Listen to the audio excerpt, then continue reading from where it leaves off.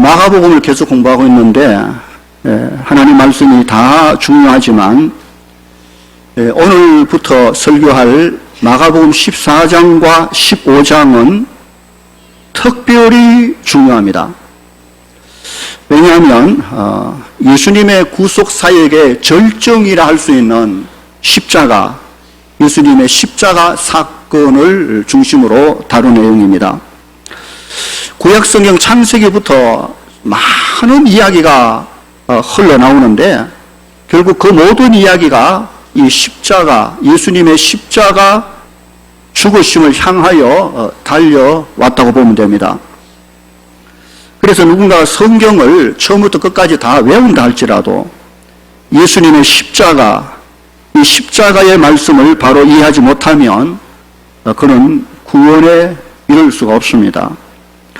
왜냐하면 우리의 죄의 문제, 구원의 문제는 바로 이 십자가 사건에서 완전히 해결되기 때문에 중요합니다. 그래서 설교하기 전에 꼭 부탁을 몇 가지 드리겠습니다. 첫 번째로 결석하지 마십시오. 제발 결석해버리면 중간에 맥이 끊깁니다. 저도 계속해서 설교하기 때문에 여러분도 계속해서 들으셔야 되지, 부디 제발 결석하지 마십시오. 둘째로, 제가 설교를 잘 못하더라도 지혜로우신 여러분들께서 잘 듣고 이해하려고 애를 쓰시기를 바랍니다. 설교를 잘하는 것도 중요하지만은 잘 듣는 것도 아주 중요합니다. 실제로 제가 이 설교를 한 이후에 이 말씀을 버리지 마시고 집에 가셔서도 늘 생각하고 묵상하고 복습을 계속 하시기를 바랍니다. 그게 중요하죠.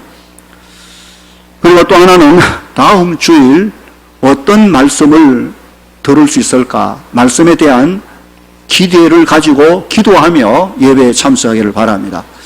적어도 그렇게 좀 준비해서 나올 수 있다면 아마도 마가복음 마칠 때쯤 돼서 저와 여러분의 삶에 큰 하나님의 은혜와 복을 누리게 될 것입니다. 그런 은혜가 우리 모두에게 있기를 주의 이름으로 축원합니다.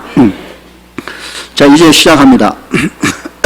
먼저 본문 1절을 보십시오. 1절이 어떻게 시작됩니까? 이틀이 지나면 유월절과 무교절이라는 말이 나옵니다.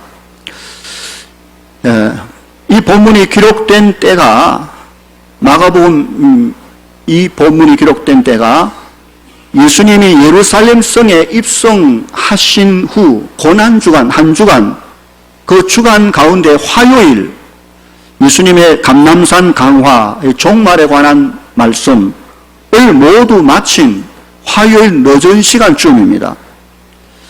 그리고 그때부터 이틀이 지나면, 그러니까 수요일 지나고 목요일 지나면 이제 금요일이 다가옵니다. 금요일이 바로 유월절입니다. 유월절. 그날에 예수님께서 십자가에 못 박혀 죽으시게 되는 날입니다. 여기서 유월절과 무교절을 언급했는데 누가복음 22장에는 유월절이라 하는 무교절이 다가오매, 그렇게 표현했습니다. 이 말은 유월절은 유대 달력으로 보면 니산월, 정월 14일이 유월절이고, 그리고 그 다음 날부터 일주일간 무교절을 지킵니다. 그래서 누룩 없는 떡을 먹으며 절기를 지키는데, 그래서 무교절, 유월절과 무교절이 연결되어 있는, 그래서 같은 절기로 보아도 무방하다고 할 수 있습니다.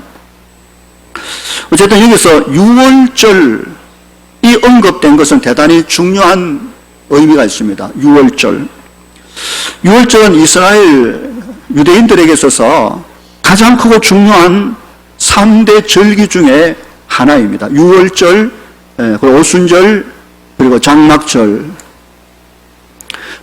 잘 아다시피 유월절은 이스라엘 백성들이 애굽에서 400년 동안 종살이를 하다가 하나님께서 모세를 통하여 출애굽하게 한 이스라엘의 해방절과 같은 중요한 날입니다. 하나님께서 그때 애굽을 심판하실 때 마지막 10번째 재앙, 10가지 재앙을 내리셨는데 그 마지막 10번째 재앙이 애굽에 있는 모든 처음 난 것, 사람이든 짐승이든 초태생, 처음 난 것은 다 죽이는 심판이 있었습니다. 그때 하나님께서 이스라엘 백성들에게 각각 양 한 마리, 어린 양을 잡아서 그 피를 그 집의 문설주 인방에 바르라고 하셨습니다. 그러면 하나님의 이 죽음에 대한 심판이 지나갈 때 어린 양의 피가 발린 이스라엘 백성들의 집을 뛰어 넘어갈 것이다 라는 것이죠. 어린 양의 피가 없는 애굽 집 안에는 모든 장자가 다 죽지만 어린 양의 피가 발려있는 그 집은 하나님이 넘어가겠다, 지나가겠다는 것이죠. 그래서 6월이라는 것이 넘어간다, 지나간다, 패스오버, 그게 6월절입니다. 그래서 이스라엘 백성들은 6월절이 되면 어린 양을 잡아 그 고기를 먹으며 선나물을 먹으며 하나님께서 애굽에서 그들을 구원하신 감사의 절기를 지켜오고 있는 것입니다. 6월절에 있어서 가장 중요한 것이 무엇이겠습니까? 바로 어린 양 희생 제물인 것입니다. 하나님께서는 이스라엘 백성들을 대신하여 한 마리 어린 양을 죽게 하시고 그 피를 보고 그들을 그 죄에서, 그 애굽에서 구원하여 주신 것입니다. 그러면 예수님은 어떤 분이십니까? 요한복음 1장 29절에 보면 세례 요한은 예수님을 가리켜서 보라, 세상 죄를 지고 가는 하나님의 어린 양이라고 했습니다. 여기 하나님의 어린 양, 바로 이 양이 6월절 어린 희생양을 의미하는 것입니다.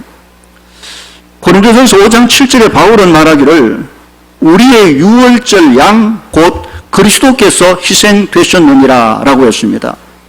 예수님은 6월절 어린 양으로 오셨습니다. 십자가에 달려 희생 제물로 죽으셨습니다. 하나님께서 세상을 심판하실 때 누구든지 예수 그리스도의 피가 그 마음에 뿌려져 있다면 하나님은 그를 심판하지 않고 넘어가겠다는 것이지요. 왜냐하면 그 죄를 보지 않고 죄를 덮고 있는 어린 양의 피를 보고 그를 구원하겠다는 약속인 것입니다. 이것이 기독교에 있어서 아주 중요한 구원의 약속입니다. 하나님은 처음부터 죄인들을 구원하실 때 이렇게 계획하시고 진행하셨습니다. 6월절 어린 양, 곧 그의 아들 예수 그리스도를 희생양으로 준비하신 것입니다. 그 아들 하나를 죽이고 그리고 그 아들의 피를 믿는 모든 자들을 구원하시는 것입니다. 이 구원의 은혜가 우리에게 오늘 또 이렇게 넘쳐 하나님의 백성으로 모여 구원의 하나님을 찬양하고 예배하는 것입니다. 예수 그리스도 그런 희생양, 어린 양, 6월절 어린 양으로 오셨다는 것을 기억해야 됩니다. 그런데 이것이 얼마나 놀라운 하나님의 방법 또 섭리인지 오늘 본문 1절을 보면 알 수 있습니다. 자, 본문 1절 그 다음 내용을 보십시오. 대제사장들과 서기관들이 예수를 흉계로 잡아 죽일 방도를 구하며 이르되 밀란이 날까 하노니 명절에는 하지 말자, 그렇게 기록되어 있습니다. 여기 대제사장, 서기관, 바리새인들, 이들은 그 당시 부패할 대로 부패한 썩어 빠진 문드러진 종교 지도자들입니다. 그런데 그들이 그동안 예수님을 시기하며 주님을 책잡아 죽이려는 시도를 무단히 해왔던 사람들입니다. 그러나 그들이 함부로 예수를 잡을 수 없는 것은 많은 백성들이 예수님을 믿고 따르고 있었기 때문입니다. 함부로 예수님을 건드렸다가는 백성들이 들고 일어날 가능성이 있기 때문에 할 수 없었습니다. 그래서 그들은 어떻게 하면 예수를 잡아 죽일까 하는 흉계를 꾸미기 시작했습니다. 흉계라는 것은 죄가 없는데 죄 있는 것을 뒤집어 써가지고 죄 있는 자로 만들어 그렇게 해서 하는 계책을 말하는 것입니다. 그들이 모여서 예수를 잡아 죽일 흉계를 꾸미기 위하여 그 방도를 찾고 있다고 한 것입니다. 여기에 대하여 대제사장과 바리새인들이 공회로 모여 그 방도를 구하는 내용이 요한복음 11장에는 제법 자세하게 나와 있습니다. 제가 읽어볼게요. 요한복음 11장 47절에 이에 대제사장들과 바리새인들이 공회를 모으고 이르되 이 사람이 많은 표적을 행하니 우리가 어떻게 하겠느냐. 곧 예수님이 여기저기 다니며 표적을 행하고 기적을 행하고 그렇게 하니 이걸 어떻게 하면 좋겠냐. 만일 그를 이래로 두면 모든 사람이 그를 믿을 것이요 많은 사람이 예수를 따라갈 것이다. 그리고 그렇게 돼서 그 사람들이 예수를 왕으로 추대하고 이렇게 움직이기 시작하면 로마 사람들이 가만히 있겠냐. 로마 사람들이 당장 이스라엘 백성들을 다시 탄압하고 핍박하고 죽이게 될 것이다. 우리의 땅과 우리 민족을 빼앗아 갈 것이다. 그러니 이 일을 어찌해야 되겠냐 하는 것이지요. 그때에 그 당시 그 해의 대제사장 가야바라는 사람이 나와서 말을 합니다. 좋은 수가 있다. 그게 뭔가 하면 딴 거 없다. 예수 그 한 사람 무자등등 잡아 죽이면 된다. 그만 죽이면 온 민족이 망하지 않게 될 것이다. 이것이 너희에게 유익한 줄 왜 모르느냐라고 말합니다. 다시 말하면 예수를 희생양으로 삼아 그에게 흉계, 음모를 씌워 죽이면 모든 것이 해결난다는 것입니다. 누군가 하나를 죽이면 다 산다는 것입니다. 예수를 희생양으로 삼아 그를 없애버리면 아무 일도 없이 자기들도 이스라엘 민족도 로마에 의하여 핍박받거나 그렇게 않을 수 있다라는 것이지요. 그만 희생시키면 된다는 것입니다. 근데 여러분 놀라운 것이 51절을 보면 그들의 그 흉계, 그 계략이 하나님의 계획과 일치합니다. 하나님의 계획과 일치합니다. 요한복음 12장 51절에 보니까 이 말은 가야바 대제사장이 스스로 한 말이 아니라고 말했습니다. 그가 이 흉계를 말해서 예수를 희생양 삼아 죽이면 다 해결된다 라고 한 말 배후에 누군가가 말을 준 이가 있다는 것이죠. 계속해 보면 흩어진 하나님의 자녀를 모아 하나가 되게 하기 위하여 죽으실 것을 미리 말함이라 라고 했습니다. 대제사장이 예수님이 희생양이 되어 죽으실 것을 그가 미리 예언했다는 말입니다. 그것은 하나님의 계획과 일치합니다. 다른 게 있다면 그들은 예수님을 희생양으로 삼아 죽여 자기들의 기득권, 자기들의 부패한 그 세력을 유지하기 위하여 예수를 희생양 삼아 죽이려는 계획을 가졌지만 하나님은 그 예수님을 희생양으로 삼아 그를 죽임으로 많은 죄인들을 살리는 계획을 가진 것입니다. 그들은 그들의 목적을 위하여 예수님을 희생제물로 삼고자 했지만 하나님은 하나님의 목적을 위하여 예수님을 희생제물로 삼으려고 한 것입니다. 또 한 가지 여기서 알 수 있는 것은 2절 보십시오. 그들이 예수를 죽일 흉계를 찾았지만 문제는 이틀 후에 유월절 명절이 다가온다는 것입니다. 유월절이 되면 전 세계 흩어진 유대인들이 그 작은 예루살렘 도성을 향하여 모여듭니다. 그때 100만 명, 200만 명까지 모여듭니다. 만일 그때에 예수를 잡아 죽이면 예수를 따르는 군중들이 아마도 밀란, 폭동을 일으킬 가능성이 있으니까 안 된다는 것이지요. 그래서 그들이 논의하기를 그러면 예수 죽이는 일을 명절에는 하지 말자라고 했습니다. 6월절 많은 사람들이 다 돌아가고 난 후 조용할 때 예수를 잡아 죽이자.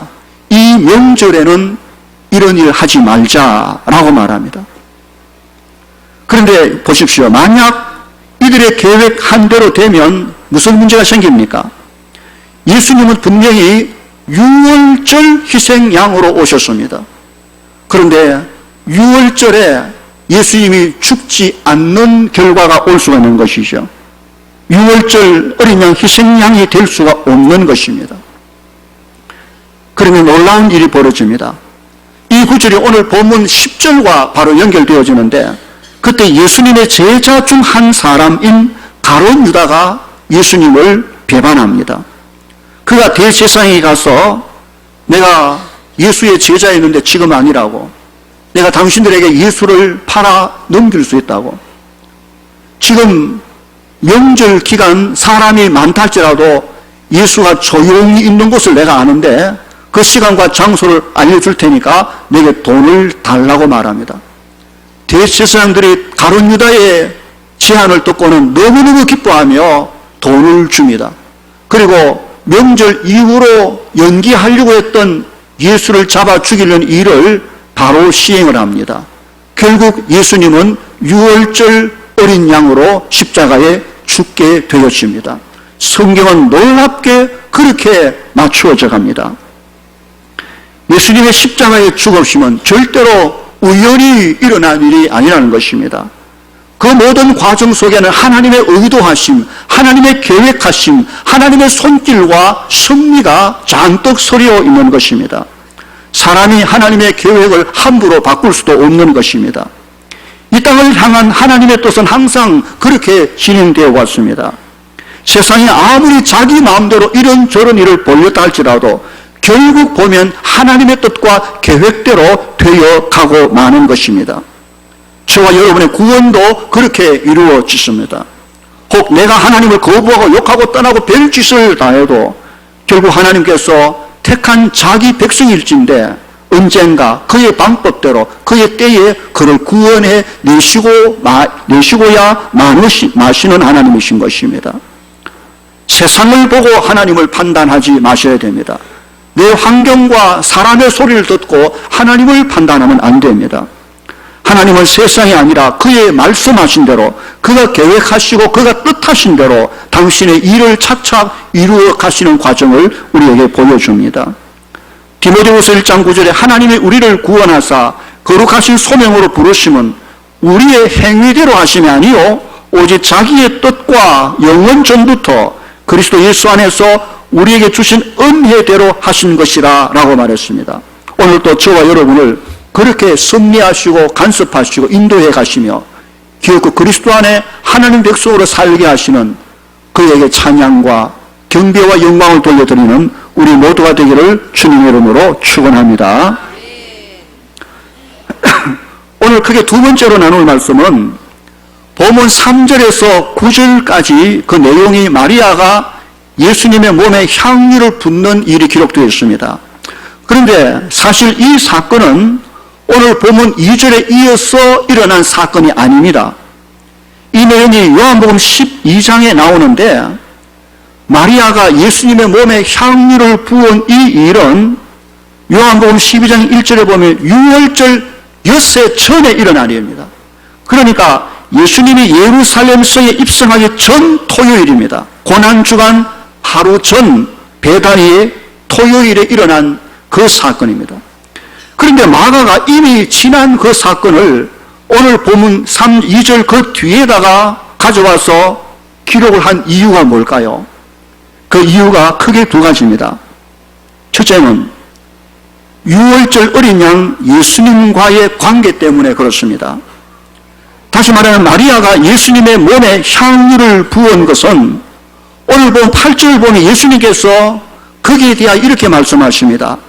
그는 힘을 다하여 내 몸에 향유를 부어 내 장례를 미리 준비했다라고 말씀하십니다.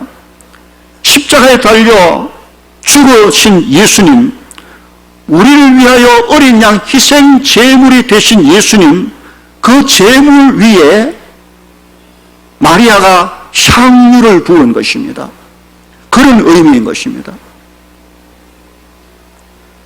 그러니까 예수님의 죽으심, 그의 희생이 절대로 비참한 의미 없는 죽음이 아니라는 것입니다. 주님의 희생, 죽으심은 하나님 앞에서 향기 나는 산 제사였음을 보여주는 것입니다. 번제단에 제물을 올려드릴 때 희생 제물을 태우고 마지막에 기름을 부어 그 향기를 하나님 앞에 올려드려 영광을 돌려드립니다. 세상에 이만큼 아름다운 향기가 없습니다. 여호와께 향기로운 냄새니라 라고 했습니다. 마리아는 정말 중요한 일을 한 것입니다. 예수님의 십자가의 죽으심, 그 위에 향유를 부어 그 십자가의 의미를 굉장히 소중하게 만들어 놓은 것입니다. 우리는 우리의 구원을 위해 십자가에 달려 죽어주신 예수 그리스도, 그 십자가 그리고 예수 그리스도, 그를 얼마나 우리가 귀하게 여기고 있습니까?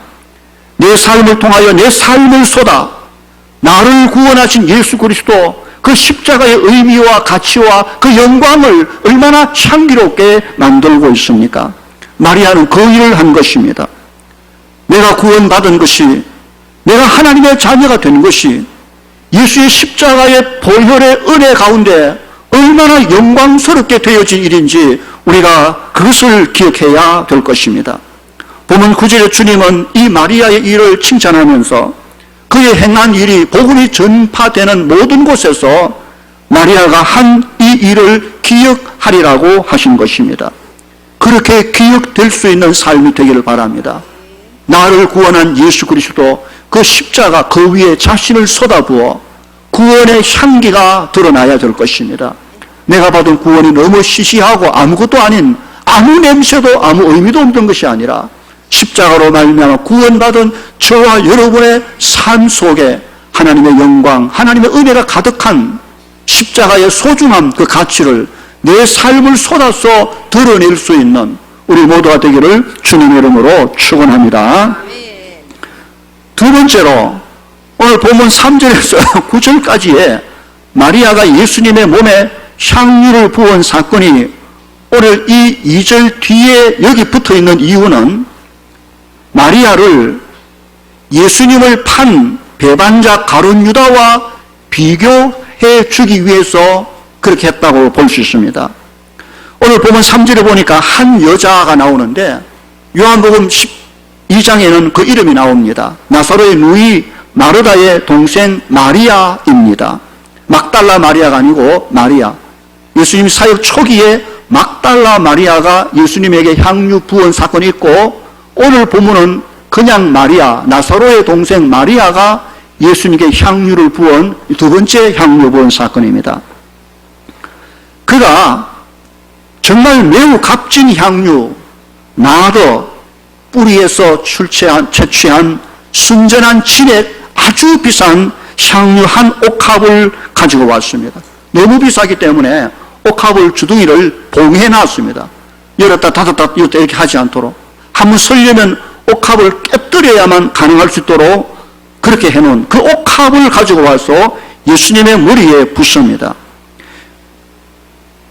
사람의 머리에 향유를 부으면 어떻게 되겠습니까? 우리가 생각이 이상하지만 유대인 그들의 관습에는 정말 귀중하고 소중한 존귀한 사람에게 자신의 가장 소중한 기름을 그 머리 위에 붓고 몸에 붓는 것은 최고의 예우를 그에게 하는 것입니다. 마리아가 예수님의 몸에 그 머리에 향유를 부은 것은 그런 의미입니다. 그런데 4절 보십시오. 이 장면을 옆에서 보고 있던 사람들이 화를 내기 시작합니다.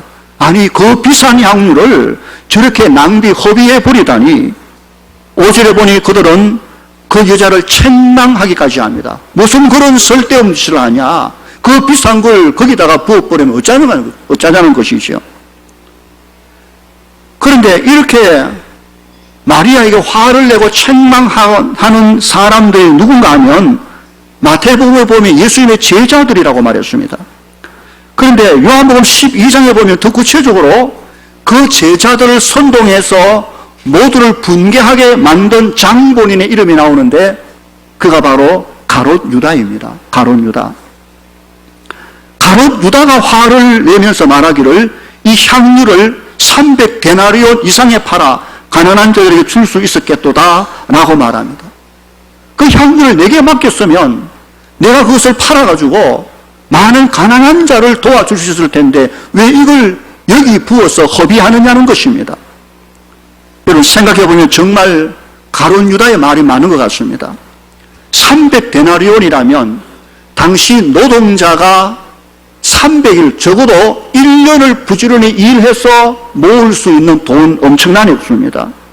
그런데 그 비싼 가치를 예수님의 몸에다 부어 쏟아버렸습니다. 정말 가룟 유다의 말대로 마리아가 향유를 쓸데없이 낭비, 허비해버린 것 같습니다. 몸에 부은들 무슨 변화가 있겠습니까? 왜 그걸 거기다 부어서 쏟아버립니까?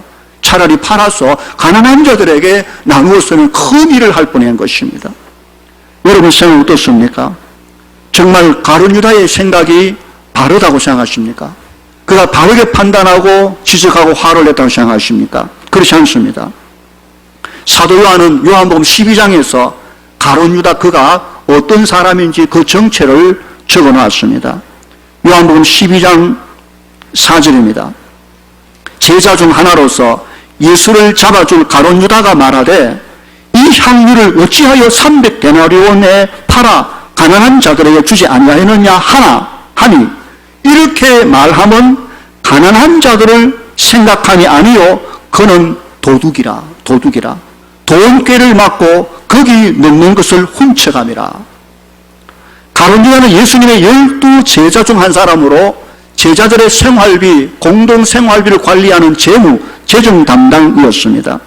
그런데 그가 예수님의 제자의 무리가 들어온 것은 예수님이 장차 이스라엘을 로마의 압제로부터 해방시켜 줄, 그래서 이스라엘을 왕으로 세워질 것을 기대했기 때문에 그런 것입니다. 만약 그렇게 되면 그를 따랐던 가룟 유다 자신도 그 나라의 한 자리 정도는 차지할 줄 기대하며 따랐던 것이죠.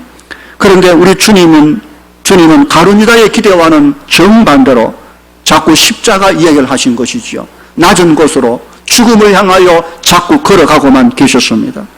가룟 유다 생각에 결국 이 예수는 아닌갑다. 내가 이 자꾸 죽으려고 하는 사람 따라가 봐야 무슨 일이 있겠어 하며 가룟 유다가 예수님을 포기합니다. 그때부터 가룟 유다는 예수님과 함께 있었지만 주의 말씀을 들으려는 생각을 전혀 하지 않습니다. 어쨌든 예수를 떠날 궁리 기회만 찾고 있었습니다. 그리고 이왕 떠날 바에야 돈이라도 챙겨가자는 심상으로 제자들의 공용 돈주머니에 손을 대기 시작한 것이지요. 제자들의 공용 돈주머니에 손을 댄, 그래서 요한은 그를 가리켜 기록하기를 그는 도둑놈이다 라고 말한 것입니다. 그런데 그런 차에 마리아가 그금의 향유 옥합을 가지고 제무인 자기에게 안 주고 예수님에게 직접 쏟아붓자 화가 폭발하는 것입니다. 그리고 유다는 그 후 대제사장들과 바리새인들이 예수를 찾아 죽이려고 하는데 유월절 명절에는 사람들 때문에 밀란이 일으킬까 두려워서 미루고 있다는 소문을 듣고는 곧장 대제사장 무리에게 달려갑니다. 내가 예수의 제자인데 지금은 아니요. 내가 조용히 예수를 넘겨줄 방안을 가지고 있어. 예수를 유월절 이후에 죽일 필요가 없어. 지금이라도 예수를 당신들에게 넘겨줄 수 있어. 예수가 무리와 떠나 조용히 있는 시간과 장소를 내가 아요. 가르쳐줄 테니까 내게 얼마의 돈을 주겠소? 라고 거래를 합니다. 대제사장들이 너무너무 기뻐하며 그에게 은 30을 달아줍니다. 그리고는 이틀 후 가룟 유다는 예수님이 겟세마네 동산에 조용히 기도하고 있을 그때에, 무리로부터 군중으로 떠나 있을 그때에 대제사장이 보낸 하속들과 함께 와서 예수님을 체포하지요. 그리고 주님은 그야말로 유월절 어린 양으로 십자가에 달려 죽으시게 되어집니다. 여러분, 이 일이 그렇게 진행되었습니다. 그 후에 가룟 유다가 회개 아닌 후회를 하고 자살을 합니다. 이에 대하여 사도행전 1장 18절은 가룟 유다의 최후에 대하여 아주 비참하게 기록을 하고 있습니다. 그가 돌아가서 후회하고 돈을 던지고는 아주 높은 나무에 올라가서 그리고 목을 메어 자살을 합니다. 그 줄이 잘못 매가지고 끊어져 버립니다. 성경에 기록되기를 몸이 곤두박질하여 배가 터져 창자가 다 흘러나온지라 라고 묘사하고 있습니다. 사도행전 1장 25절에는 성경은 그가 사도의 직무를 버리고 제 곳으로 갔나이다. 가룟유다가 간 제 곳이 어디겠습니까? 지옥이지요. 그는 그렇게 그의 인생을 마무리하고 말았습니다. 이제 마지막으로 이 가룟유다와 비교하여 예수님의 몸에 값비싼 향유를 부어드린 마리아의 모습을 생각해 봐야 됩니다. 첫째로 그는 왜 그 비싼 향유를 예수님의 몸에 부었을까요? 그것은 그가 주님으로부터 받은 은혜가 너무너무 크기 때문에 그런 것입니다. 그는 자기 오빠 나사로가 있었는데 죽어버렸습니다. 그 죽은 오빠 나사로를 주님이 살려주었습니다. 마리아는 주의 말씀 듣기를 굉장히 좋아했습니다. 천국의 복음을 듣고 하나님의 말씀을 들으며 삶을 바꾸었습니다. 인생을 예수님 때문에 완전히 새롭게 행복하게 가정도 살리고 자신의 인생도 변화시켰습니다. 그는 예수님에 대하여 어떤 것이라도 드리고 싶었습니다. 향유가 아니라 더 귀한 것이었다면 그는 그것도 주님께 쏟아 부었을 것입니다. 여러분, 이것이 허비입니까? 마리아가 낭비한 것입니까? 쓸데없이 비싼 것을 쏟아 부은 것입니까? 전혀 그렇지 않습니다. 어떤 부부가 있었습니다. 성실하고 열심히 전략하며 항상 전략하며 부지런히 성실하게 살아가는 부부인 것입니다. 어느 남편이 자기 아내를 바라볼 때 너무너무 고맙고 또 미안하고 항상 아끼고 전략하고 부지런히 가정을 살리고 세워가는 아내가 생각이 나서 어느 날 남편이 아내를 도시 시내에 아주 큰 레스토랑으로 불렀습니다. 그리고는 그에게 정말 평소에 먹지 못할 아주 비싼 음식을 시켰습니다. 한 끼 한 5만 원짜리를 시켜서 아내를 위해 대접을 했습니다. 아니 5천 원이면 먹을 수 있는 음식을 5만 원을 써서 식사를 하다니 여러분 그럴 분위기입니까? 그렇지 않습니다. 남편이 자기 아내를 위하여 5만 원짜리 식사를 대접한 것이 허비한 것입니까? 낭비한 것입니까? 쓸데없는 짓을 한 것입니까? 그렇지 않습니다. 그는 5만 원이 아니라 더 비싼 것이라도 자기 아내에게 해주고 싶었던 것입니다. 이것은 아름다운 낭비입니다. 거룩한 낭비, 의미 있는 낭비입니다. 마리아는 주님께 그렇게 한 것입니다. 뿐만 아니라 마리아는 주를 위하여 자신의 가장 귀한 것을 드릴 수 있는 기회를 놓치지 않았습니다. 7절에 보십시오. 가난한 자들은 항상 너희와 함께 있으니 아무 때라도 원하는 대로 도울 수 있거니와 나는 너희와 항상 함께 있지 아니하리라 였습니다. 이 말은 예수님께서 곧 십자가에 죽으시고 부활하사 하늘로 성천에 가실 것을 말씀하고 계신 것입니다. 마리아는 자기와 함께 계신 예수님에 대하여 자신의 소중한 것을 드릴 그 기회를 놓치지 않았습니다. 가난한 자를 섬기고 돕는 일은 너무나도 중요합니다. 그러나 여러분, 그보다 더 중요하고 먼저 해야 할 일은 자신을 주님께 올려드리는 것입니다. 다시 말하면 주님을 용접하는 것입니다. 세상에 돈과 선한 것, 귀한 일들 많지만 그러나 그 어떤 것보다 그에게 더 시급한 것은 그가 예수님을 자신의 구주로 믿고 자신의 삶을 주께 올려드리는 것입니다. 돈 다 벌고 할 일 다 하고 그리고 나중에 때가 되면 예수님을 믿고 천국 가야지 천만에 만만에 구원의 기회는 그에게 항상 열려져 있는 것이 아닌 것입니다. 지금이 구원의 때요 은혜 받을 만한 이때 이 소중한 기회를 여러분 놓치지 마시기를 바랍니다. 행여나 아직 예수님을 믿지 않는 사람이 있다면 하나님의 구원의 은혜가 임할 수 있는 이 소중한 기회를 놓치지 않을 수 있기를 바랍니다. 그리고 우리 모두가 참으로 마리아가 가장 소중한 것을 주님께 드릴 수 있었던 이유가 그에게 있었던 것처럼 오늘 우리에게도 그런 은혜가 있는지 살펴볼 수 있기를 바랍니다.